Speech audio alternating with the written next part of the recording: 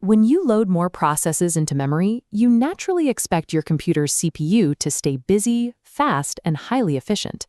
But there is a hidden breaking point. Push a system past a specific threshold, and opening one additional program causes the entire system's processing output to instantly drop to zero. This chart plots system telemetry. The x-axis tracks the degree of multiprogramming, the number of active processes. The y-axis tracks CPU utilization. As we add more processes, the line rises steadily. The system operates efficiently. Then we hit the threshold. Add one more process, and the line plummets off a cliff, dropping to near zero CPU utilization.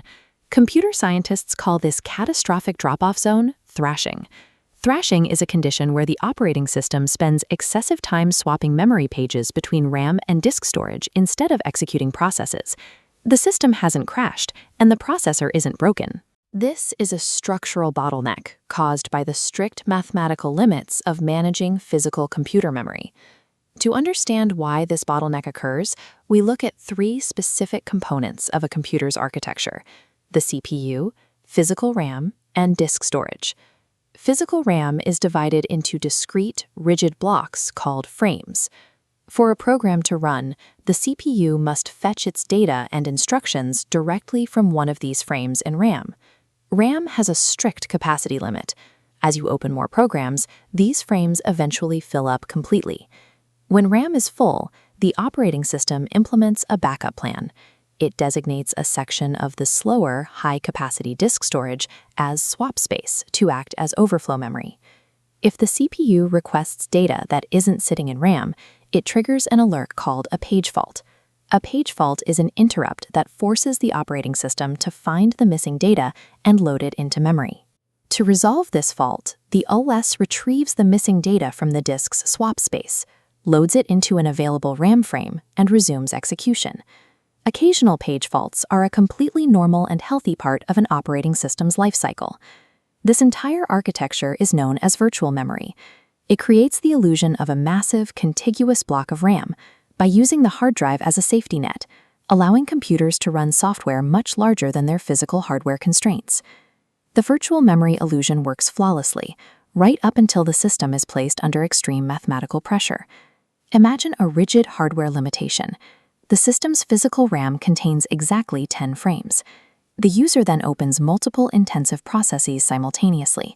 Collectively, these active programs require an active working set of 30 pages of data to function. We now have 30 logical pages attempting to map into 10 physical frames. The operating system cannot simply refuse to run the code. It is programmed to continuously attempt to fulfill the CPU's requests. The system is trapped by its own rules. It faces a structural deficit where physical supply cannot hold the minimum active memory required. Here is the exact mechanical failure loop. The CPU asks for page A, which is not in the 10 RAM frames. The OS scans the memory, finds nothing, and initiates a swap from the disk. To bring page A from the disk, the OS must make room by evicting an existing page, page B, out to the swap space. But because memory is desperately oversubscribed, another active process needs that exact page B just milliseconds later. To fetch page B back from the disk, the OS now evicts page C. The machine falls into an infinite, self-defeating loop of constant swapping. Reading data from a physical disk is orders of magnitude slower than executing data directly in the CPU. Because the processor is constantly waiting for the disk to retrieve data, it has nothing to execute. The CPU goes idle, and utilization drops to zero. In contrast, the continuous swapping causes disk activity to spike to near 100% capacity. Internal system monitors will simultaneously show the page fault rate skyrocket as the OS desperately tries to keep up. When a computer becomes extremely slow during thrashing, it is not working hard on executing your programs. It is spending all its energy frantically moving heavy boxes back and forth between two unequally sized rooms in a panicked frenzy.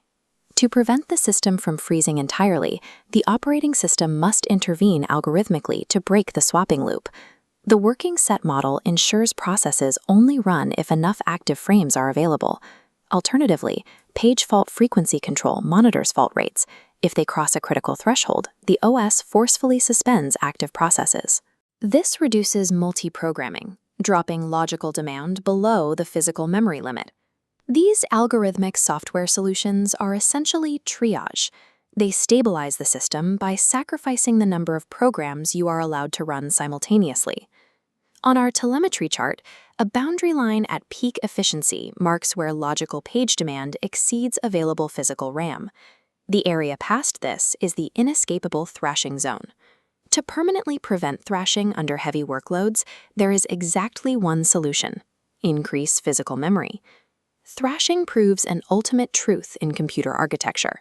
Clever software and virtual memory can stretch the limits of a machine, but physical hardware always sets the hard ceiling for computing power.